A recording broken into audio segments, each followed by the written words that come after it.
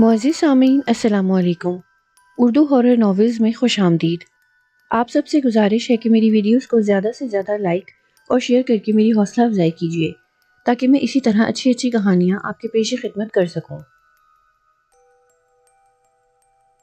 آدھے سے زیادہ شہر اس بات سے بخوبی آگاہی رکھتا تھا کہ سمیر اور سہانا ایک دوسرے سے ٹوٹ کر محبت کرتے تھے۔ ان کی شادی پسند کی شادی تھی۔ شادی کے کچھ عرصے بعد سہانا کے ڈیڈی گاڑی کا بریک فیل ہو جانے کی بدولت ہلاک ہو گئے۔ سہانا دل کی مریضہ تھی۔ اس کا چربی سے بھرپور جسم خطرے کا باعث تھا۔ باپ کی وفات کی خبر سن کر اسے دل کا دورہ پڑا۔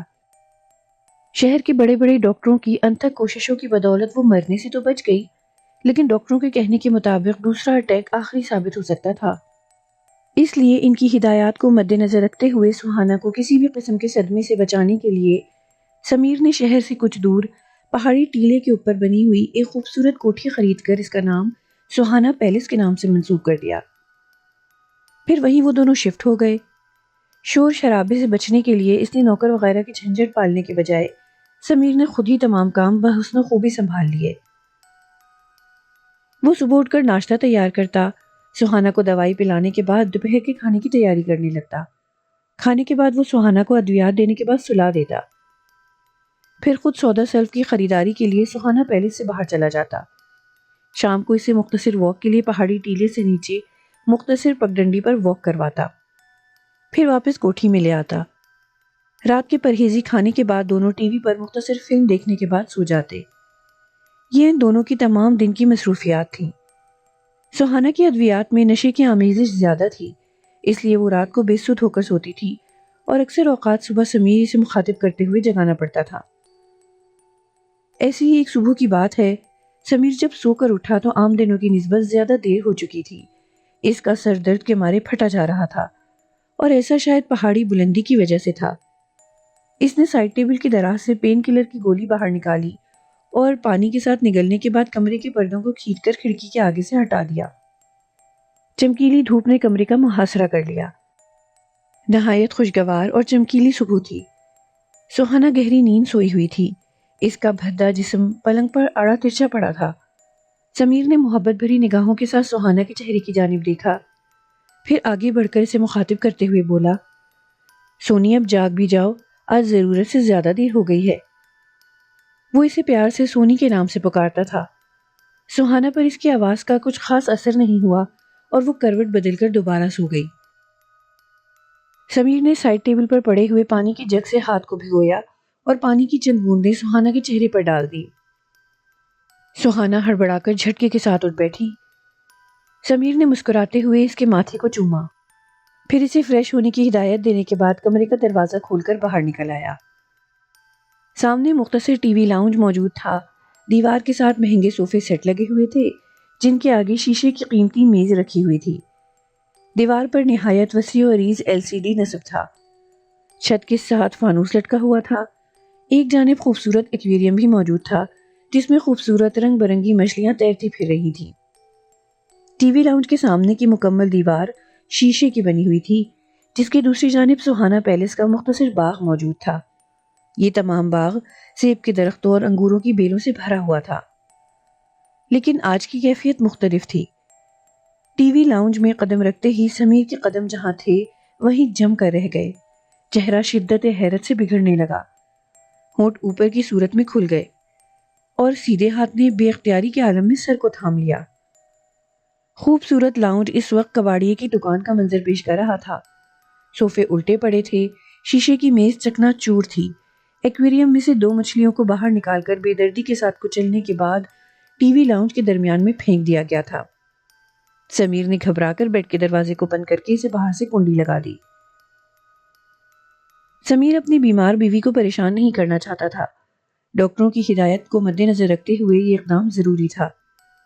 اس نے پھرتی کے ساتھ پہلے چکنا چور میز کی کرسیوں کو سمیٹا اور ڈسٹ بن میں پھینک دیا، پھر صوفے کو سیدھا کیا، مری ہوئی مچھلیوں کو اٹھا کر باہر پھینکا، پھر بیرونی دروازے چیک کرنے لگا۔ دروازے اندر سے لاک تھے۔ لان میں جرمن شیفرڈ بھاگتا پھر رہا تھا۔ دروازوں کے علاوہ کوٹھی میں داخل ہونے کا مزید راستہ وہاں موجود نہ تھا۔ اس نے سر کو جھٹکا اور ناشتے کی تیاریوں میں لگ گیا۔ ناشتہ دونوں میاں بیوی نے اپنی خوابگاہ میں کیا۔ آج کے دن سمیر نے سہانا کو واک نہیں کروائی۔ دوائی دینے کے بعد اس نے خود گھر سے باہر کا رخ کیا۔ ارد گرد کے لوگوں سے کوٹھی کے متعلق معلومات حاصل کی، لیکن کچھ خاص پیش رفت نہ ہو سکی۔ تب اس نے پہاڑی کے نیچے موجود مختصر پولیس اسٹیشن کا رخ کیا، رپورٹ لکھوائی اور واپس کوٹھی میں چلا آیا۔ دوپہر کو حوالدار محمد حسین نے کوٹھی کے دروازے کی بیل بجائی۔ اندر داخل ہونے کے بعد اس نے ٹی وی لاؤنج کا معائنہ کیا، چند گھسے پٹے سوالات کیے اور رپورٹ مکمل کر کے واپس چلا گیا۔ سہانا نے حوالدار کے آنے کی وجہ دریافت کی۔ تب سمیر نے اسے یہ کہہ کر مطمئن کروا دیا کہ وہ معمول کی چیکنگ کے لیے تمام ہل اسٹیشن والوں کے مکانات کو چیک کر رہا ہے۔ باقی کا دن معلومات کے دوران گزر گیا۔ دوسری صبح جب سمیر سو کر اٹھا، سر میں درد موجود تھا، لیکن آج گزشتہ دن کی نسبت کم تھا۔ ٹی وی لاؤنج میں قدم رکھتے ہی اسے اپنے سر پر پہاڑ ٹوٹتا محسوس ہوا۔ سچویشن پہلے دن جیسی ہی تھی۔ صوفے الٹے پڑے تھے، ایل سی ڈی کو توڑ دیا گیا تھا اور 3 مچھلیاں فرش پر مردہ پڑی تھی۔ ٹی وی لاؤنج کے دروازے پر سفید رنگ کا کاغذ چسپاں تھا، جس پر تحریر تھا: جلد از جلد مکان کو چھوڑ کر واپس چلے جاؤ، ورنہ تم دونوں کے ساتھ اچھا نہیں ہوگا۔ آج کے دن وہ سہانا سے کچھ بھی نہیں چھپا پایا۔ وہ اس کے پیچھے ہی ٹی وی لاؤنج میں چلی آئی تھی اور حیرت بھری نگاہوں کے ساتھ ٹی وی لاؤنج کی حالت کو دیکھ رہی تھی۔ پھر اس نے حیرت کے مارے تقریباً چلاتے ہوئے پوچھا، یہ سب کیا ہے؟ سمیر نے ٹھنڈی سانس بھرتے ہوئے جواب دیا، مجھے کچھ معلوم نہیں۔ کل بھی ٹی وی لاؤنج کی کیفیت کچھ ایسی ہی تھی، سوائے اس کے کہ ایل سی ڈی سلامت رہا تھا، یا پھر کاغذ کی یہ تحریر دروازے پر چسپاں نہیں تھی۔ آج یہ سب کچھ ہے۔ سہانا خوفزدہ لہجے میں بولی، تمہارے خیال میں یہ حرکت کس کی ہو سکتی ہے؟ سمیر بولا، شاید کوئی انسان ایسا ہے جو اس کوٹھی میں دلچسپی رکھتا ہے۔ وہ اس کوٹھی کو خریدنا چاہتا ہے۔ چونکہ ہم ایسا نہیں چاہتے، اس لیے ان اوچھی حرکتوں کے ذریعے ہمیں خوفزدہ کرنے کے بعد کوٹھی کو چھوڑ دینے کے لیے مجبور کرنے کی کوشش کر رہا ہے۔ سہانا نفی میں سر ہلاتے ہوئے خوفزدہ لہجے میں بولی، نہیں، ایسا نہیں ہے۔ تمہارے کہنے کے مطابق وہ جو کوئی بھی ہے، اس نے گزشتہ رات شیشے کی میز کو چکنا چور کر دیا، لیکن ساتھ والے کمرے میں ہمیں آواز سنائی نہیں دی۔ آج اس نے ایل سی ڈی کو توڑ پھوڑ کر رکھ دیا ہے، لیکن ہمیں پتہ نہیں۔ یہ کسی انسان کی حرکت نہیں ہے۔ کوٹھی آسیب زدہ ہے، ہمیں اسے فوراً چھوڑ دینا چاہیے۔ سمیر پریشان لہجے میں بولا، باہر کا دروازہ مقفل ہے، لان میں خوفناک کتا تمام رات پہرا دیتا ہے۔ اس کے باوجود بھی کوئی ہے جو کوٹھی میں داخل ہو کر توڑ پھوڑ کرتا ہے اور ہمیں معلوم نہیں ہو پاتا۔ میں نے ارد گرد کے رہائشیوں سے کوٹھی کے متعلق معلومات حاصل کی ہیں۔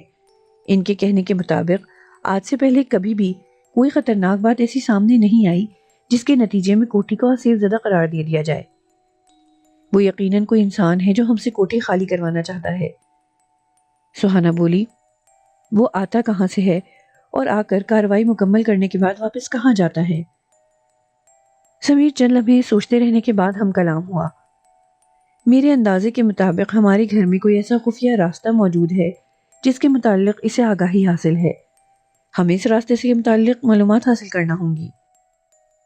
سہانا نے اس بات میں سر ہلایا اور سمیر کے ہمراہ ٹی وی لاؤنج میں خفیہ راستہ تلاش کرنے لگی۔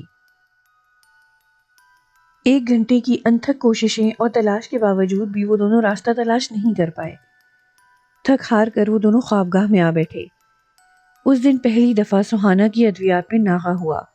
وہ گولیاں کھانی بھول گئی۔ شام کو دونوں میاں بیوی نے اس پراپرٹی ڈیلر کا رخ کیا جس کے توسط سے انہیں کوٹھی ملی تھی۔ تمام معلومات تفصیل کے ساتھ اسے بتانے کے بعد سمیر نے اسے خفیہ راستے کے متعلق دریافت کیا۔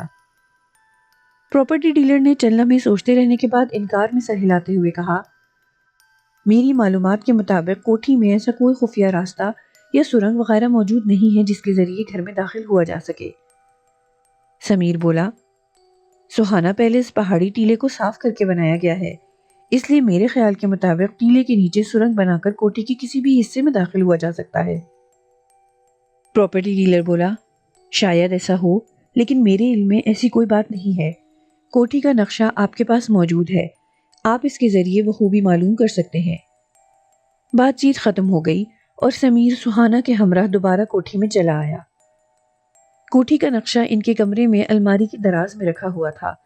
انہوں نے نہایت باریک بینی کے ساتھ اس کا مطالعہ کیا، لیکن وہاں کسی بھی قسم کا تہخانہ، سرنگ یا پھر خفیہ راستہ موجود نہیں تھا۔ رات کا کھانا انہوں نے جلدی کھا لیا۔ آج کی رات سہانا نے خود دوائی نہیں کھائی۔ وہ جاگ کر بھوت کا انتظار کرنا چاہتی تھی، جو دھیرے دھیرے تمام ٹی وی لاؤنج کی چیزوں کو تباہ کر رہا تھا، اور جسے ان دونوں کا کوٹھی میں رہنا ایک آنکھ نہیں بھاتا تھا۔ سہانا ایک بیمار عورت تھی، اس لیے رات 2 بجے تک جاگنے کے بعد وہ گدھے گھوڑے بیچ کر سو گئی۔ صبح آنکھ دیر سے کھلی۔ ٹی وی لاؤنج میں پڑا ہوا ایکویریم ٹوٹا ہوا تھا اور دروازے پر دوسری تحریر موجود تھی۔ لکھا تھا، تفتیش کرنے کی ضرورت نہیں ہے، کوٹھی میں کوئی بھی خفیہ راستہ یا پھر سرنگ موجود نہیں ہے۔ مجھے اندر آنے کے لیے ان چیزوں کی ضرورت نہیں ہے۔ میں دیواروں کے اندر گھس جانے کی صلاحیت رکھتا ہوں، اس لیے بے وقوفیاں کرنے کی بجائے جلد از جلد گھر کو چھوڑ دینے کی کوشش کرو۔ تم دونوں کے حق میں یہ زیادہ بہتر ہوگا۔ تحریر کو پڑھنے کے بعد سہانا نے دونوں ہاتھوں سے منہ کو ڈھانپا اور ہچکیاں لے کر رونا شروع کر دیا۔ سمیر نے پریشان کن نگاہوں کے ساتھ اسے دیکھا۔ اس نے گزشتہ تمام دن گولیاں نہیں کھائی تھیں، اس کی طبیعت بھی بگڑ سکتی تھی۔ سمیر نے اسے کاندھے کے پاس سے تھام کر سہارا دیا اور خوابگاہ میں موجود بیڈ پر لٹا دیا، پھر خود پولیس کو فون کرنے لگا۔ دوسری جانب فون انسپکٹر نذیر احمد نے ریسیو کیا۔ سمیر نے اسے تمام حالات سے آگاہ کرنے کے بعد جلد از جلد کوٹھی آنے کے متعلق کہا اور خود ناشتہ تیار کرنے لگا۔ دونوں میاں بیوی نے ناشتہ خاموشی کے ساتھ کیا، پھر انسپکٹر کی آمد کا انتظار کرنے لگے۔ انہیں زیادہ دیر انتظار نہیں کرنا پڑا۔ آدھے گھنٹے کے بعد وہ کوٹھی میں موجود تھا۔ 35 سے 40 سال کے درمیان عمر والا انسپکٹر نذیر احمد چہرے مہرے سے نہایت پڑھا لکھا اور جہاں دیدہ انسان دکھائی دیتا تھا۔ اس نے ایک مرتبہ پھر تمام حالات تفصیل کے ساتھ سننے کے بعد تمام کوٹھی کا معائنہ کیا۔ کوٹھی کے ارد گرد موجود بائیں باغ اور لان میں قدم کے نشان تلاش کرنے شروع کر دیے۔ جرمن شیفرڈ کے سر پر پیار کے ساتھ ہاتھ پھیرنے کے بعد اس نے پوچھا، یہ تمام رات کھلا رہتا ہے؟ سمیر نے اس بات میں سر ہلا دیا۔ تب ٹی وی لاؤنج کے صوفوں پر بیٹھنے کے بعد اس نے سمیر اور سہانا سے مخاطب ہوتے ہوئے پوچھا، آپ دونوں کی کسی سے ذاتی دشمنی؟ دونوں نے انکار میں سر ہلا دیا۔ انسپکٹر بولا، یہاں آنے سے پہلے میں نے پراپرٹی ڈیلر والوں سے کوٹھی کے صدر دروازے کے متعلق معلومات حاصل کی ہیں۔ ان کے کہنے کے مطابق چند دنوں کے دوران کوٹھی کی لوکیشن کو مد نظر رکھتے ہوئے پراپرٹی کی خرید و فروخت میں اضافہ ہونے والا ہے۔ شاید ارد گرد موجود کسی ہمسائے کو پراپرٹی کی خرید و فروخت میں دلچسپی کے باعث اس بات کی خبر ہو گئی ہو اور وہ آپ دونوں کو دھمکیاں دینے کے بعد اس کوٹھی کو بیچ دینے کے لیے مجبور کرنا چاہتا ہو۔ میں نے اپنے آدمیوں کو ہدایات دی ہیں، وہ جلد از جلد رپورٹ بنا کر ہمارے سامنے پیش کر دیں گے۔ سمیر پریشان لہجے میں بولا، جناب یہ سب تو بات کی باتیں ہیں، پہلے آپ یہ تو سوچیں کہ وہ گھر میں داخل کیوں کر ہوتا ہے؟ لان میں کتا کھلا پھر رہا ہوتا ہے، ٹی وی لاؤنج کا دروازہ مقفل ہوتا ہے، کھڑکیوں کی چٹکیاں بھی لگی ہوئی ہوتی ہیں، اس کے باوجود وہ نادیدہ مجرم نہ صرف لاؤنج میں داخل ہو جاتا ہے بلکہ توڑ پھوڑ کرنے کے بعد دھمکیوں سے بھرپور خط بھی دروازے پر چسپاں کرنے کے بعد واپس چلا جاتا ہے۔ انسپکٹر بولا، اس کے متعلق بھی معلوم ہو جائے گا، آپ دونوں فکر نہ کریں، میں وقتی طور پر 2 پولیس والوں کی ڈیوٹی آپ کے گھر کے باہر لگا دیتا ہوں، اس کے بعد مزید پیش رفت کے متعلق سوچیں گے۔ دونوں میاں بیوی نے اس بات میں سر ہلایا اور انسپکٹر کوٹھی سے باہر چلا گیا۔ رات ایک دفعہ پھر سر پر آ گئی۔ سہانا نے دوسرے دن بھی دوائی نہیں کھائی، اسے رات سے خوف محسوس ہونے لگا تھا۔ رات کے 3 بجے تک وہ سمیر کے ساتھ لیٹی جاگتی رہی، پھر گہری نیند سو گئی۔ صبح سمیر کی آنکھ کھلی، سہانا اس کے ساتھ بری طرح لپٹی ہوئی تھی۔ اس نے بمشکل تمام اپنے آپ کو اس کی گرفت سے آزاد کروایا، لیکن گرفت مضبوط تھی، اس لیے اسے زیادہ زور لگانا پڑا۔ تب سہانا جاگ گئی اور حیرت بھری نگاہوں کے ساتھ سمیر کی جانب دیکھنے لگی۔ اس کی آنکھوں میں خوف کی پرچھائیاں موجود تھیں اور آنکھوں کا ہدف سامنے موجود آرام گاہ کا دروازہ تھا، جو اندر سے مقفل ہونے کے باوجود بھی کچھ عجیب منظر پیش کر رہا تھا۔ اس پر سفید کاغذ کومن پین کے ذریعے لگا ہوا تھا اور کاغذ پر لکھا تھا، تم دونوں میں پہلی موت عورت کی ہوگی، بعد میں پچھتانے کی ضرورت نہیں ہے، ابھی وقت ہے، گھر چھوڑ کر شہر شفٹ ہو جاؤ۔ سہانا منہ ڈھانپ کر رونے لگی۔ اسے اپنے دل میں شدید درد کی ٹیسیں اٹھتی محسوس ہو رہی تھیں۔ سمیر نے پریشان نگاہوں کے ساتھ اس کی جانب دیکھا، پھر کچھ کہے بغیر انسپکٹر نصیر احمد کو فون کرنے لگا۔ 15 منٹ کے بعد وہ ان دونوں کے سامنے موجود تھا اور حیرت بھری نگاہوں کے ساتھ کاغذ پر لکھی ہوئی دھمکی کو پڑھنے میں مصروف تھا۔ چند لمحے کچھ سوچتے رہنے کے بعد اس نے کھڑے ہوتے ہوئے کہا، میں آپ دونوں سے علیحدگی میں بات چیت کرنا چاہتا ہوں، اگر آپ دونوں کو اعتراض نہ ہو۔ سمیر بولا، مجھے یقین تھا کہ آپ ہم دونوں میں سے ایک کو مجرم گردانیں گے۔ ٹھیک ہے، سچویشن ہے بھی کچھ ایسی ہی، آپ حق بجانب ہیں۔ انسپکٹر اٹھ کر لان کی جانب چل دیا۔ سمیر اس کے ہمراہ تھا۔ لان میں میز اور کرسیاں موجود تھیں۔ کرسی پر بیٹھنے کے بعد چند لمحے خاموش رہ کر حالات کے مطابق سوچنے کے بعد وہ بولا، آپ دونوں کی شادی کو کتنا عرصہ ہوا ہے؟ سمیر نے مختصر جواب دیا، 2 سال۔ اولاد نہیں ہے؟ انسپکٹر نے پوچھا۔ سمیر نے نفی میں سر ہلا دیا۔ سوہانہ کے آگے پیچھے کون کون موجود ہے؟ باپ تھا، 3 مہینے پہلے ایکسیڈنٹ میں ہلاک ہو گیا۔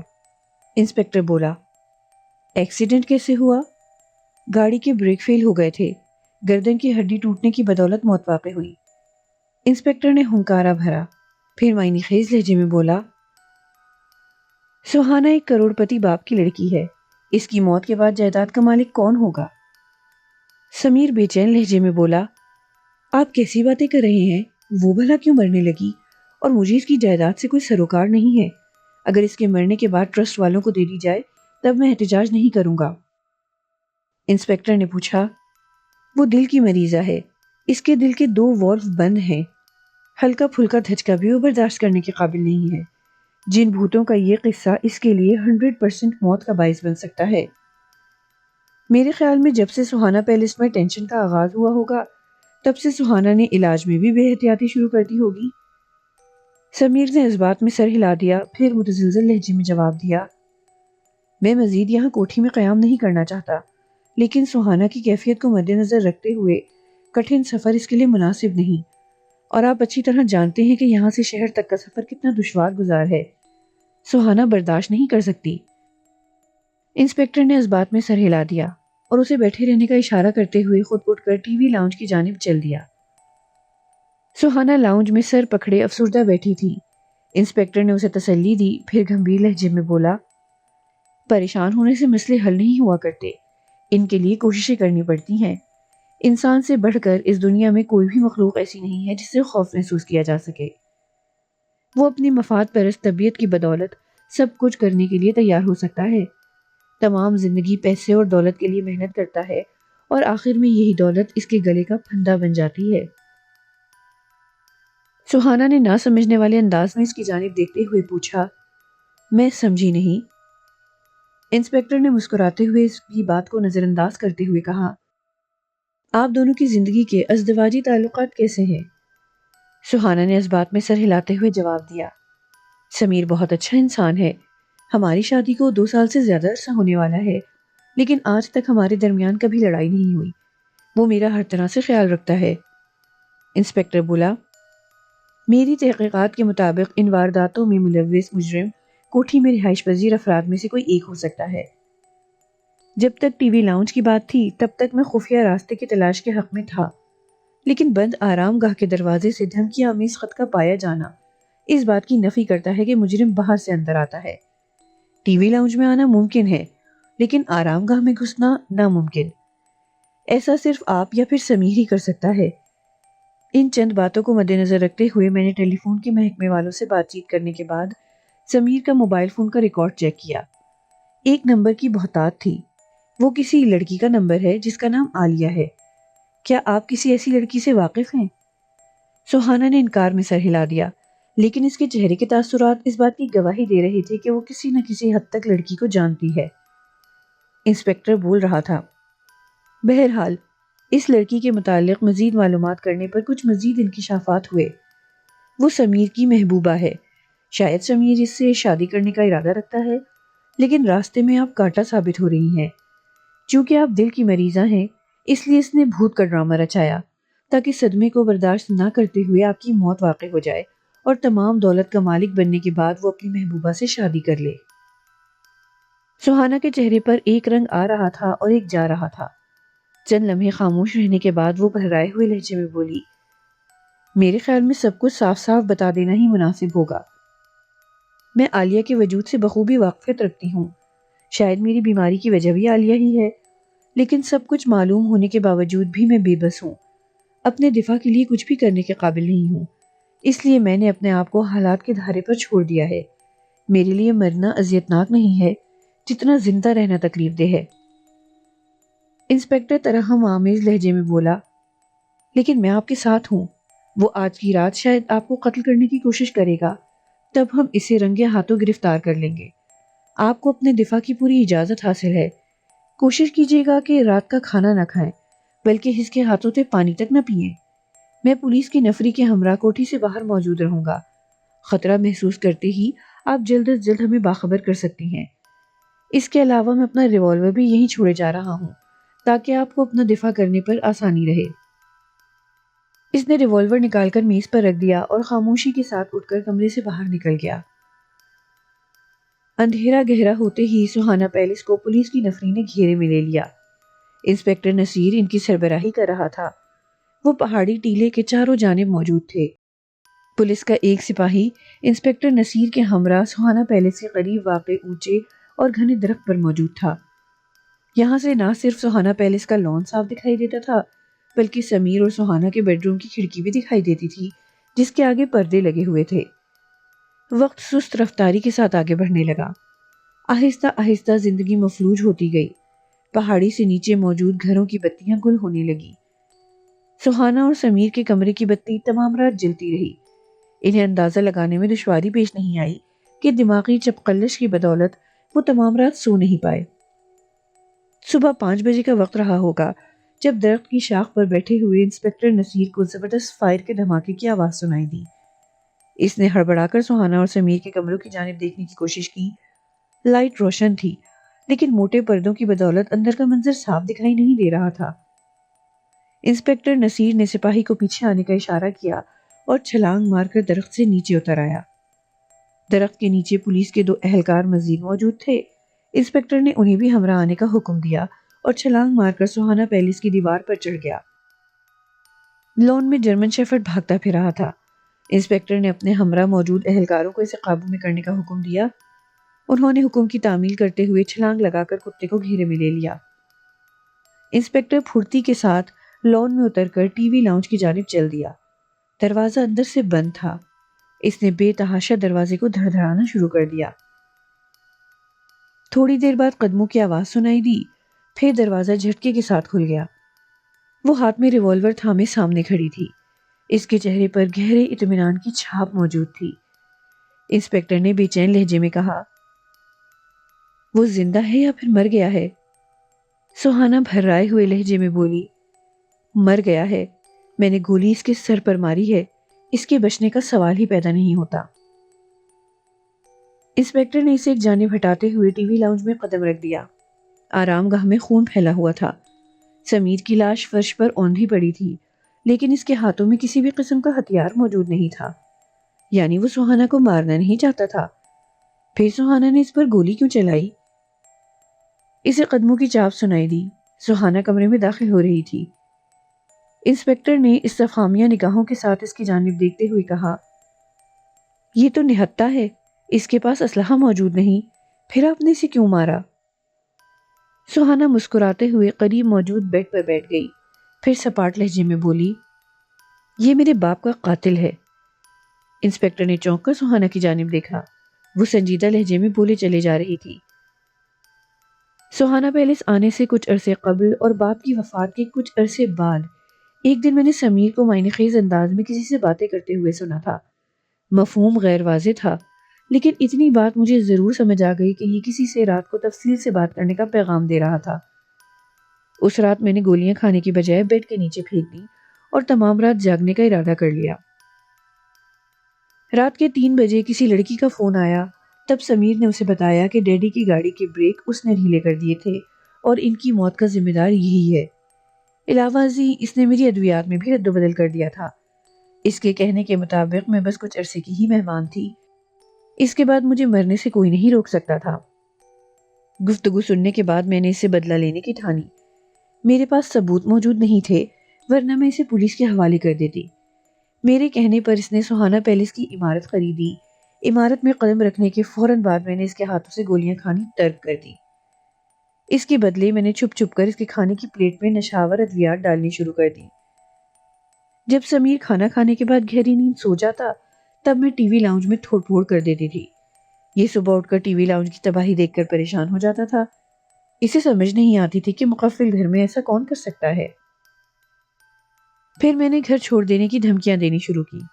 اس کے بعد میرا ارادہ یہ تھا کہ میں اسے وارننگ دے دوں کہ پہلا قتل مرد کا ہوگا، دوسرے دن اسے قتل کر دیتی۔ لیکن آپ کی موجودگی نے مجھے ارادہ بدل دینے پر مجبور کیا۔ آپ اس پر شبہ کر رہے تھے۔ اس کے علاوہ میرے پاس اسے قتل کرنے کے لیے چاقو کے علاوہ کچھ بھی موجود نہیں تھا۔ اس لیے میں نے دھمکی والے خط پر لکھ دیا کہ پہلا قتل عورت کا ہوگا۔ مجھے اپنے مقصد میں کامیابی کی زیادہ امید نہیں تھی، لیکن آپ نے اپنا ریوالور میرے حوالے کر دیا اور میں نے رات کے آخری پہر گولی مار کر اسے ہلاک کر دیا۔ سہانا نہایت شفاقانہ انداز میں سب کچھ سچ سچ بتا رہی تھی۔ انسپکٹر حیرت بھری نگاہوں کے ساتھ اس کی طرف دیکھ رہا تھا۔ پھر وہ اچانک خاموش ہو گئی۔ تب انسپکٹر بولا، آپ نے اچھا نہیں کیا۔ اگر پہلے ہی آپ مجھے سب کچھ بتا دیتی، تب میں اسے گرفتار کر کے اس کے منہ سے سب کچھ اگلوا لیتا، تب بھی اسے پھانسی سے کم کی سزا نہیں ہوتی۔ سہانا دوبارہ سپاٹ لہجے میں بولی، میں اسے اپنے ہاتھوں سے سزا دینا چاہتی تھی۔ اس نے عالیہ کے ساتھ مل کر مجھے دھوکہ دیا، مجھے مارنے کی کوشش کی۔ میں برداشت کر سکتی تھی، لیکن اس نے نہایت بے دردی کے ساتھ میرے باپ کو قتل کر دیا۔ یہ بات میری برداشت سے باہر تھی۔ میں اسے تمام عمر معاف نہیں کر سکتی تھی، اس لیے میں نے اسے خاموشی سے قتل کر دیا۔ اب مجھے اس بات کی پرواہ نہیں ہے کہ عدالت مجھے اس کے قتل کی بدولت کتنے عرصے کی سزا دیتی ہے۔ بس میرا ضمیر مطمئن ہو گیا ہے کہ میں نے اپنے باپ کے قاتل سے بدلہ لے لیا ہے۔ انسپکٹر نے طویل سانس لیتے ہوئے کچن کا رخ کیا، وہاں سے چاقو اٹھایا اور کمرے میں موجود سمیر کی لاش کے ہاتھوں میں پکڑا دیا۔ پھر باہر کھڑے اہلکاروں کو آواز دی۔ وہ فوراً کمرے میں داخل ہو گئے۔ تب انسپکٹر بولا، لاش کو اٹھوانے کا بندوبست کرو۔ سہانا بی بی نے اپنے دفاع کے طور پر گولی چلائی، جس کی بدولت شوہر کی موت واقع ہو گئی۔ اس لیے ہمیں کوشش یہی کرنی ہے کہ سہانا بی بی پر حرف نہ آنے پائے اور عدالت انہیں باعزت بری کر دے۔ سپاہیوں نے اس بات میں سر ہلایا اور لاش کو فرش سے اٹھانے لگے۔ سہانا تھکے ہوئے قدموں کے ساتھ آگے بڑھی اور بیڈ کے کنارے پر بیٹھ کر تشکر آمیز نگاہوں کے ساتھ انسپکٹر نصیر کی جانب دیکھنے لگی۔ آج کا دوسرا پراسرار واقعہ۔ رات کے جانے کس پہر میری آنکھ کھل گئی۔ مجھے شدت سے پیاس محسوس ہو رہی تھی۔ باہر سرد رات کی ٹھنڈک نے ہر چیز کو اپنی لپیٹ میں لے رکھا تھا۔ گرم بستر سے نکلنے کو دل تو نہیں چاہ رہا تھا، لیکن پیاس سے میرا حلق خشک تھا، اس لیے چاروں ناچار اٹھ کر کچن کی جانب چل پڑا۔ 2 گلاس پانی پی کر میں واپس اپنے کمرے میں چلا آیا، لیکن یہ کیا، سائمہ آج بھی اپنے بستر پر موجود نہیں تھی۔ میں غم و غصے اور پریشانی کے ملے جلے جذبات دل میں لیے بستر پر بیٹھ کر اس کے سونے کی خالی جگہ کو دیکھنے لگا۔ سائمہ سے میری شادی کو 3 سال ہونے کو آئے تھے۔ آج تک کبھی مجھے اپنی بیوی سے کوئی شکایت نہیں ہوئی تھی۔ ہم دونوں ایک دوسرے سے بہت محبت کرتے تھے اور ایک دوسرے کی ہر بات پر اعتبار کرتے تھے۔ میری ہر ضرورت اور پسند ناپسند کا وہ خیال رکھتی تھی، اور میں کبھی کبھی خود کو دنیا کا خوش قسمت ترین انسان تصور کرتا تھا کہ سائمہ جیسی بیوی مجھے ملی۔ شادی کے دوسرے سال جب مجھے کام کے سلسلے میں کچھ عرصے کے لیے ملک سے باہر جانا پڑا، تب وہیں مجھے یہ خوشخبری ملی کہ میں ایک بیٹی کا باپ بن گیا ہوں۔ میری خوشی کا کوئی ٹھکانہ نہ تھا۔ جلد ہی اپنا کام ختم کر کے میں پاکستان آیا اور اپنی بیٹی قرۃ العین کو دیکھ کر جیسے دنیا میں ہی مجھے جنت مل گئی۔ ہم اسے پیار سے اینی کہنے لگے۔ میں اور سائمہ دونوں اپنی بیٹی کا خود سے زیادہ خیال رکھنے لگے، اور کیوں نہ رکھتے، وہ ہماری آنکھوں کا تارا تھی۔ میرے دل میں سائمہ کے لیے محبت اور زیادہ بڑھ گئی۔ وہ بھی مجھ سے بے لوث محبت کرتی تھی۔ زندگی بہت سکون اور پیار اور محبت کے ساتھ گزر رہی تھی کہ ایک رات اچانک کھٹکے سے میری آنکھ کھل گئی۔ کوئی بلی کچن میں گھس کر ادھم مچا رہی تھی۔ میں اٹھا اور کچن کی طرف جانے لگا، لیکن سائمہ کی طرف نادانستگی میں دیکھتے ہی رک گیا۔ وہ اپنی جگہ پر موجود نہیں تھی۔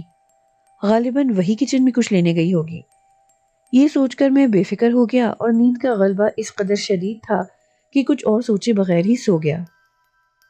بات آئی گئی ہو گئی، لیکن پھر درمیان میں کئی مرتبہ ایسا ہی ہوا تو میں سوچنے پر مجبور ہو گیا کہ یہ کیا چکر ہے، اور سائمہ مجھے بنا بتائے رات کی تاریکی میں آخر کہاں جاتی ہے۔ ایک اور بات جو میں نے نوٹ کی تھی وہ یہ کہ سائمہ ہمیشہ جمعرات کی رات کو ہی کمرے سے غائب ہوتی تھی۔ کئی مرتبہ پورا چھاننے پر بھی وہ نہیں ملتی تھی، اور میں اس سے پوچھنا یا اس پر غصہ کرنا نہیں چاہتا تھا کہ کہیں اس خیال سے وہ مجھ سے نالاں نہ ہو جائے کہ میں نے اس پر شک کیا۔ میں نے سوچا کہ شاید وہ خود مجھے کچھ عرصے بعد بتا دے اور بات ایسی نہ ہو جیسا میں سوچ رہا تھا، لیکن آخر کو تھا تو میں بھی مرد ہی، اور مردوں کی فطرت میں شک بہرکیف موجود رہتا ہے۔ اور پھر مجھے شک کیوں نہ ہوتا کہ رات کے نہ جانے کون سے پہر میری بیوی مجھے بنا بتائے اکثر گھر سے غائب رہنے لگی تھی، اور آج پھر اس کا خالی بستر میرے سامنے تھا اور میرا منہ چڑھا رہا تھا۔ سائمہ میری نظروں میں اپنا اعتماد آہستہ آہستہ کھو رہی تھی، لیکن میرا یہ خلوص ہر بار اسے بے گناہ اور معصوم ثابت کرنے پر ہی تلا ہوا تھا۔ مان کسی خیال کے آتے ہی میں برق رفتاری سے اٹھا اور اینی کے کمرے کا دروازہ کھولا۔ میں جاننا چاہتا تھا کہ کیا وہ رات کو اینی کو بھی ساتھ لے جاتی ہے یا نہیں، لیکن میرا یہ خیال غلط ثابت ہوا۔ اینی بہت سکون سے نیند کی وادیوں کی سیر کر رہی تھی اور اس کے چہرے پر بہت دل فریب مسکراہٹ تھی۔ اسے دیکھ کر ایک لمحے کو میرا سارا غصہ ہوا ہو گیا۔ میں بوجھل قدموں سے اپنے بستر پر آ گیا۔ نیند میری آنکھوں سے کوسوں دور تھی۔ رات کے 2:30 بج رہے تھے۔ میرے ذہن میں پھر سے طرح طرح کے خیالات گردش کرنے لگے۔ کیا سائمہ مجھ سے محبت نہیں کرتی؟ کیا اسے کوئی اور پسند آ گیا ہے اور وہ مجھ سے چھپا رہی ہے کہ کہیں میں اسے… لیکن ایسا کیوں؟ آخر میری محبت میں کیا کمی ہے؟ میں تو خود سے زیادہ چاہتا ہوں اسے۔ آخر کیوں وہ مجھے دھوکہ دے رہی ہے؟ کسی فیصلے پر پہنچنے سے پہلے مکمل چھان بین ضروری تھی، اس لیے میں نے اس معاملے کو گہرائی میں پہنچنے کے لیے سائمہ کی جاسوسی کرنے کا منصوبہ بنایا، کیونکہ اب میں مزید اس آنکھ مچولی کو برداشت نہیں کر سکتا تھا۔ اور پھر سے جمعرات کا دن آ گیا۔ آفس سے میں جلد ہی گھر آ گیا تھا تاکہ کام کی تھکاوٹ کی وجہ سے نیند نہ آ جائے۔ آج موسم قدرے بہتر تھا، ہلکی بوندا باندی وقفے وقفے سے جاری تھی۔ رات کا کھانا کھا کر سائمہ اینی کو اس کے کمرے میں سلانے کے لیے چلی گئی اور میں بستر پر نیم دراز ہو کر اس کے آنے کا انتظار کرنے لگا۔ قریباً آدھے گھنٹے کے بعد کمرے کا دروازہ کھلا اور سائمہ اندر داخل ہوئی۔ میں نے جھوٹ موٹ آنکھیں موند کر سونے کی اداکاری کی۔ سائمہ نے کوئی خاص توجہ نہ دی اور اپنی جگہ پر لیٹ کر ٹیبل لیمپ کی لائٹس آف کر دی۔ میں آج پوری طرح سے چاقو چوبند تھا۔ آج بہرحال میں اس معاملے کی حقیقت کو جاننا چاہتا تھا۔ گھڑی نے رات کے 1:30 بجائے اور سائمہ اپنے بستر سے اٹھ کر بیٹھ گئی۔ میری طرف بغور دیکھا جسے اطمینان کر رہی ہو کہ میں واقعی سو رہا ہوں۔ میں نے پھر سے سونے کی اداکاری کی اور سائمہ مطمئن ہو گئی۔ بہت احتیاط سے بغیر کوئی آواز پیدا کیے وہ اٹھی اور باہر نکل گئی۔ اس کے نکلتے ہی میں بھی فوراً اٹھا اور کمرے سے باہر آ گیا۔ اس کا رخ گھر کے خارجی دروازے کی طرف تھا۔ وہ ادھر ادھر دیکھ کر بڑی احتیاط سے قدم اٹھا رہی تھی اور اس سے بھی زیادہ احتیاط میں برت رہا تھا کہ کہیں اسے میری موجودگی کا احساس نہ ہو جائے۔ آہستگی سے مین گیٹ کھول کر وہ باہر نکل گئی۔ میں اس کے پیچھے قدرے فاصلے پر چل رہا تھا، اسے میری موجودگی کا شائبہ تک نہ ہوا۔ میں دبے پاؤں بغیر کسی آہٹ کے چل رہا تھا۔ میرا ایک ایک قدم بھاری ہو رہا تھا۔ نہ جانے کون سی حقیقت کھلنے والی تھی آج مجھ پر۔ میں اندر ہی اندر کسی بھی غیر متوقع صورتحال کو دیکھنے اور برداشت کرنے کی ہمت پیدا کرنے لگا۔ جاننا چاہتا تھا کہ آخر کون ہے جس نے میری محبت، میری زندگی کو مجھ سے چھین لیا ہے۔ بہرحال چلتے چلتے سائمہ کا رخ ہماری آبادی کے قریبی جنگل کی طرف ہو گیا۔ یہ سوچ کر میں سہم کر رہ گیا کہ آخر رات کے اس پہر، اس تاریک جنگل میں سائمہ کا کیا کام ہے؟ بچپن میں پڑھی ہوئی وہ ڈراؤنی کہانیاں ذہن میں گھومنے لگیں جس میں راتوں کو اٹھ کر کوئی عورت تاریک جنگل میں جا کر چڑیل کا روپ دھار لیتی ہے اور بھولے بھٹکے مسافروں کے خون سے اپنی پیاس بجھاتی ہے۔ تو کیا سائمہ بھی چڑیل؟ ہم دونوں جنگل کے بیچوں بیچ آ گئے۔ میں ایک درخت کی اوٹ میں تھا اور میرا پورا جسم کانپ رہا تھا۔ سائمہ چلتے چلتے رک گئی اور ایک بڑے تنے والے درخت کے نیچے دو زانو ہو کر بیٹھ گئی۔ اور پھر جو منظر میں نے دیکھا وہ میرے آسان خطا کر دینے کے لیے کافی تھا۔ ایک نہایت ناقابل یقین اور غیر متوقع منظر۔ اس درخت کی ٹہنیوں میں سرسراہٹ ہوئی اور ایک نہایت خوبصورت دوشیزہ ٹہنیوں کا جھولا جھولتی ہوئی نیچے اتر آئی۔ اس نے گلابی لباس سے بطن کیا ہوا تھا۔ بہت وقار سے چلتی ہوئی وہ سائمہ کے قریب آ کر بیٹھ گئی، بالکل ایسے جیسے دو سہیلیاں ساتھ بیٹھ جاتی ہیں۔ مجھ پر جیسے حیرتوں کے پہاڑ ٹوٹ پڑے۔ اندر ہی اندر خود کو ملامت کرنے لگا کہ میں نے اپنی بیوی پر شک کیا۔ لیکن آخر رات کے اس پہر وہ اس لڑکی سے کیا باتیں کرنے آئی تھی؟ اور آخر وہ لڑکی کون تھی جو اس ویرانے خوفناک جنگل میں رات کے اس پہر کہیں سے نمودار ہو گئی تھی؟ کیسی ہو سائمہ؟ جل ترنگ بجاتی اس کی آواز سے ہر طرف جیسے ساز بج اٹھے۔ میں ٹھیک ہوں صبا، اپنی سناؤ؟ سائمہ نے پیار سے پوچھا۔ اللہ کا شکر ہے، تم کچھ پریشان لگ رہی ہو؟ اس لڑکی نے جس کا نام صبا تھا سائمہ کے چہرے پر نظریں گاڑتے ہوئے پوچھا۔ کچھ نہیں، بس سوچ رہی تھی کہ اس دن اگر تم نہ ہوتی تو کیا ہوتا۔ مجھ پر کتنے احسانات ہیں تمہارے، میرے گھر کی ساری خوشیاں تم نے ہی مجھے دی ہیں، آخر تمہارا یہ قرض میں کیسے اتاروں گی؟ گہری سوچ میں ڈوبتے ہوئے سائمہ بولی۔ اوہو میری بہن، 100 بار کہا ہے تم سے ایسی باتیں مت کیا کرو، کوئی احسان نہیں کیا میں نے تم پر، یہ سب اللہ کی طرف سے مقرر تھا، میں تو بس ذریعہ بنی تھی، سب کچھ کرنے والا تو اللہ ہی ہے۔ صبا نے آسمان کی طرف انگلی اٹھاتے ہوئے کہا۔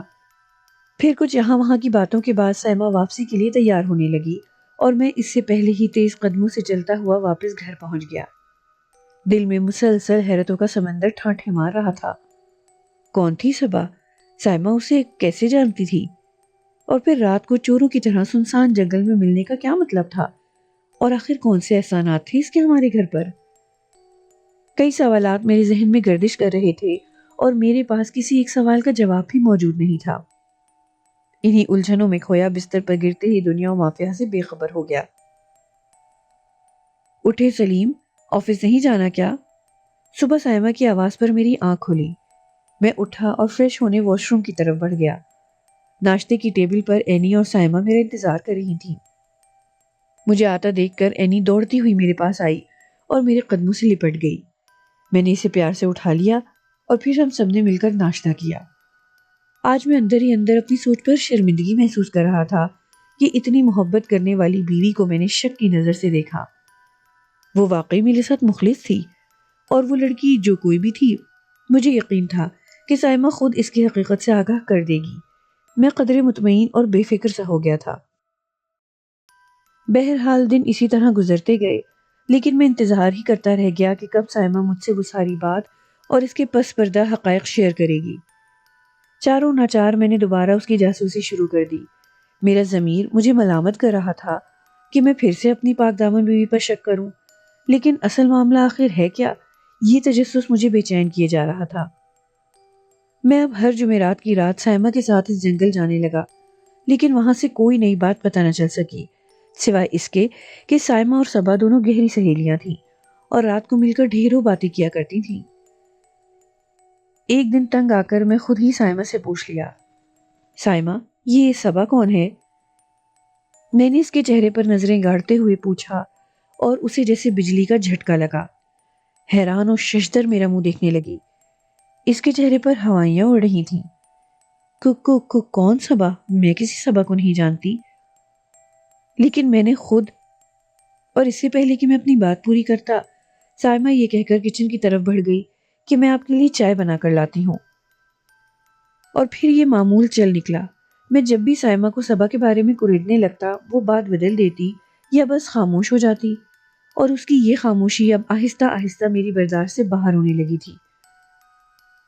اس کے بعد درمیان کی ایک دو جمعراتیں سائمہ کہیں نہیں گئی، اور میں یہ سوچ کر مطمئن ہو گیا کہ چلو جو بھی تھا، اب سائمہ نے رات کو جانا بند کر دیا ہے اور مجھے سکون مل گیا ہے۔ لیکن کچھ عرصے بعد دوبارہ سے وہی ڈرامہ شروع ہو گیا۔ اس بار میں نے بھی پکا ارادہ کر لیا کہ رات کو اسی وقت سامنے آؤں گا جب وہ دونوں محو گفتگو ہوں۔ خیر، ایک رات حسب معمول سائمہ کا پیچھا کرتے کرتے میں جنگل میں داخل ہو گیا اور درخت کی اوڑ میں کھڑا ہو کر صبا کے آنے کا انتظار کرنے لگا۔ ہمیشہ کی طرح صبا اپنے مخصوص انداز میں نمودار ہوئی اور سائمہ کے پاس آ کر بیٹھ گئی۔ سائمہ، میری بہن، میں جانتی ہوں کہ تم کس پریشانی میں گرفتار ہو اور آج یہ مسئلہ بھی حل کیے دیتے ہیں۔ اور پھر مجھے میری سماعتوں پر یقین نہیں آیا جب صبا نے میری طرف سے اندھیرے میں اشارہ کرتے ہوئے کہا، آ جائیے سلیم صاحب، یہاں آ جائیے، آج ساری حقیقت سے ہم خود آپ کو آگاہ کر دیتے ہیں۔ اس کے چہرے پر اطمینان اور مسکراہٹ تھی، لیکن اسے کیسے پتا چلا کہ میں یہاں چھپا ہوا ہوں؟ پہلے تو دل چاہا کہ الٹے قدموں واپس بھاگ جاؤں، لیکن یہ بزدلی تھی، اس لیے میں خجالت کے ملے جلے جذبات لیے ان کے سامنے آ گیا۔ سائمہ بھی میری طرف حیرت سے دیکھ رہی تھی۔ میں دھیرے دھیرے چلتا ہوا ان کے قریب جا کر بیٹھ گیا اور سائمہ سے فوراً بولا، سائمہ یقین کرو، اگر تم مجھے خود بتا دیتی تو میں کبھی اس طرح تمہاری جاسوسی نہ کرتا، لیکن تم نے مجھے آج تک اس بارے میں جانے کیوں بے خبر رکھا؟ اس سے پہلے کہ ان میں سے کوئی گفتگو کا آغاز کرتا، میں نے اپنی پوزیشن سائمہ کی نظروں میں کلیئر کر دی۔ میں نے منع کیا تھا اس کو۔ سائمہ کی بجائے صبا مجھ سے بذات خود ہم کلام ہوئی۔ لیکن کیوں؟ میری زبان اس سے بات کرتے اٹکنے لگی۔ وہ اس لیے سلیم بھائی کی یہ حقیقت اگر کسی کو بھی پتہ چل جاتی تو وہ اسے حقیقت تسلیم نہ کرتا۔ آج چونکہ آپ یہاں موجود ہیں اس لیے میں خود آپ کو ساری بات بتاتی ہوں، یقین کرنا یا نہ کرنا آپ پر ہے۔ کیسی حقیقت؟ آخر مجھ سے آپ لوگ کیا چھپا رہی ہیں اور کیوں؟ آپ کون ہیں اور یہ سب کیا ماجرا ہے؟ میرا ضبط ٹوٹ گیا اور میں ایک ہی سانس میں سب کچھ بھول گیا۔ اطمینان رکھیے اور غور سے سنیے گا۔ آپ کے ملک سے باہر جانے کے اگلے ہفتے ہی آپ کی بچی اسپتال میں پیدا ہوئی۔ آپ کے گھر کے عین سامنے جو ہندو گھرانہ آباد ہے، اس کا سربراہ رام لال چند 14ویں رات میں ایک شیطانی عمل کر کے خود کو امر کرنے کے خواب دیکھ رہا تھا۔ اس ناپاک مقصد کے لیے اسے 5ویں ماہ کی 15 تاریخ کو رات 11 بجے کو پیدا ہونے والی بچی کے خون کی بھیंٹ کالی ماتا کے چرنوں میں دینی تھی۔ اتفاق دیکھیے کہ اس مقررہ وقت پر اسپتال میں صرف 2 بچیوں نے جنم لیا، ایک وہ جو اپنی پیدائش کے اگلے ہی گھنٹے فوت ہو گئی اور دوسری آپ کی بچی اینی۔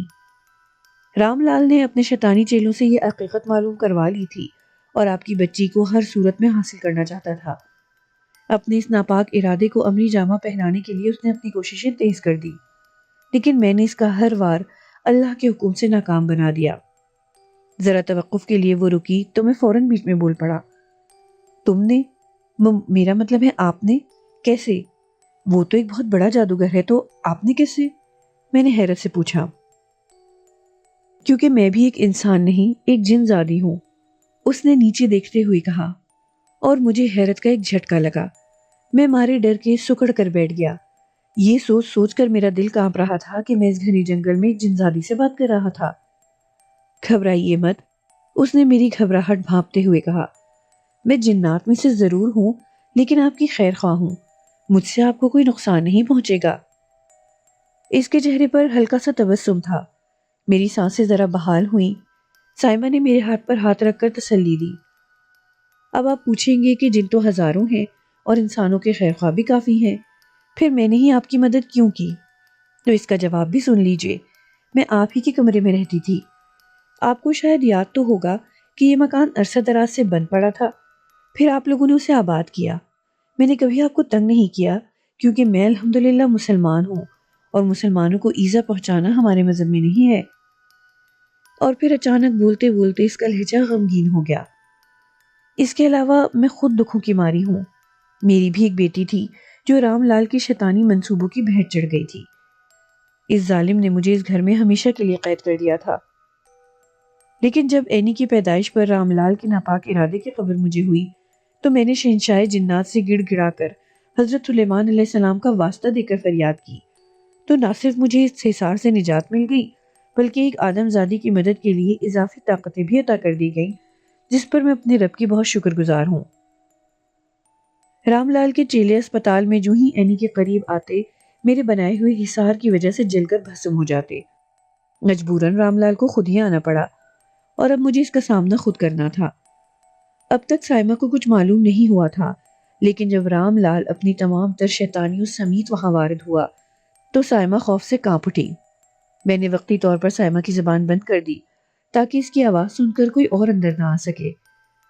باقی میری اور رام لال کی آواز وہاں صرف سائمہ ہی سن سکتی تھی۔ تو یہاں کیسے آئی؟ رام لال نے قہر برساتی نظروں سے پوچھا۔ دیکھ لے رام لال اور مان جا، تجھ سے کئی گنا بڑی طاقت اس اوپر والے کی ہے جس کے حکم سے میں آج تیرے سامنے دیوار بن کر کھڑی ہوں۔ لیکن تیرا اس سے کیا واسطہ ہے؟ رام لال دانت پیستے ہوئے بولا۔ بچی ہے یہ میری اور بچانے آئی ہوں میں اسے۔ جب تو نے میری بچی کو مجھ سے دور کیا تھا اس وقت میں بہت بے بس تھی، لیکن آج نہیں۔ تو اس بچی کا کچھ نہیں بگاڑ سکتا رام لال، میں اس کی ماں کی گود اجڑنے نہیں دوں گی۔ میں نے سائمہ کی طرف دیکھتے ہوئے اشارہ کیا جو حیرت سے میری طرف دیکھ رہی تھی۔ رام لال مجھے بلبلے کی طرح کمزور سمجھتے ہوئے اپنے کسی چیلے کو حاضر کیے بغیر خود ہی خنجر لیے میرے قریب آ گیا، اور یہی شاید اس کی سب سے بڑی بھول تھی۔ میرے جسم سے لگتے ہی اس کا خنجر موم کی طرح پگھل گیا۔ میرا دایاں ہاتھ لمبا ہوا اور لمبا ہوتے ہوتے اس کی گردن کے گرد سانپ کی طرح لپٹ گیا۔ میرے ہاتھ کے اگلے حصے نے اژدہے کا روپ دھار لیا اور اس شیطان کے وجود کو پوری طرح جکڑ کر ایک ہی جھٹکے میں اس کی گردن توڑ دی۔ سائمہ یہ منظر دیکھ کر پہلے ہی بے ہوش ہو چکی تھی۔ پھر دوسرے روز میں نے خود آ کر اس کو پوری حقیقت بتائی۔ لیکن آپ اگر ہمارے گھر میں رہتی تھی تو پھر یہاں اس جنگل میں سائمہ سے ملنے کیوں آتی ہیں؟ میں نے پوچھا۔ آپ کے گھر میں پہلے رہتی تھی، پھر قید کر دی گئی، اور پھر مجھے احساس ہوا کہ ہماری اصل جگہ یہ جنگل، یہ ہرے بھرے درخت ہیں۔ یہاں میں اپنے پورے خاندان کے ساتھ رہتی ہوں اور بہت خوش ہوں۔ سائمہ نے خود ضد کی تھی کہ مجھ سے تعلق رکھنا چاہتی ہے، تو میں نے اس کو کبھی کبھی جمعرات کی رات اپنے پاس بلا لیتی ہوں، کیونکہ انسانی روپ میں بس میں صرف جمعرات کو ہی آ سکتی ہوں، اور اپنی عینی کی خیریت جان کر دل کو تسلی دے لیتی ہوں۔ صبا کی آنکھوں میں آنسو تھے۔ اب آپ دونوں جائیے، آرام کیجیے، صبح ہونے والی ہے، اور سائمہ میری بہن، اب مجھے اجازت دو اور میری معذرت قبول کرو کہ اب میں مزید تم سے نہیں مل پاؤں گی۔ دیکھو، ہم جنات کی اپنی ایک دنیا ہے، ہمارے اور تم انسانوں کے بیچ اللہ نے ایک پردہ رکھا ہوا ہے۔ تم انسانوں سے ذرا فاصلے پہ رہنے کے پابند ہیں۔ میں ہمیشہ عینی اور تم دونوں کے لیے دعا کرتی رہوں گی۔ اللہ تمہیں خوش رکھے۔ میں اب اپنی دنیا میں جاتی ہوں، تم بہت یاد آؤ گی، لیکن میں تم لوگوں کے آس پاس ہی رہوں گی، فکر مت کرنا، ٹھیک ہے نا؟ صبا پیار بھرے لہجے میں بولی۔ اور ہاں سلیم بھائی، آپ اپنی بیوی پر کبھی شک مت کرنا، یہ آپ سے بہت محبت کرتی ہے۔ اور پھر نہ جانے کہاں سے درخت کی ٹہنیوں سے بنا ایک جھولا خود ظاہر ہوا، جس پر صبا بڑی شان سے بیٹھ گئی۔ اس کے چہرے پر ایک تبسم تھا، اور پھر وہ الوداع کہتے ہوئے رات کے اندھیرے میں غائب ہو گئی۔ اگر آپ کو ہماری کہانیاں پسند آ رہی ہیں تو ہمارا چینل ضرور سبسکرائب کریں۔ ساتھ ہی ساتھ ہمیں کمنٹس میں بتائیے کہ آپ کو ہماری کہانیاں کیسی لگتی ہیں۔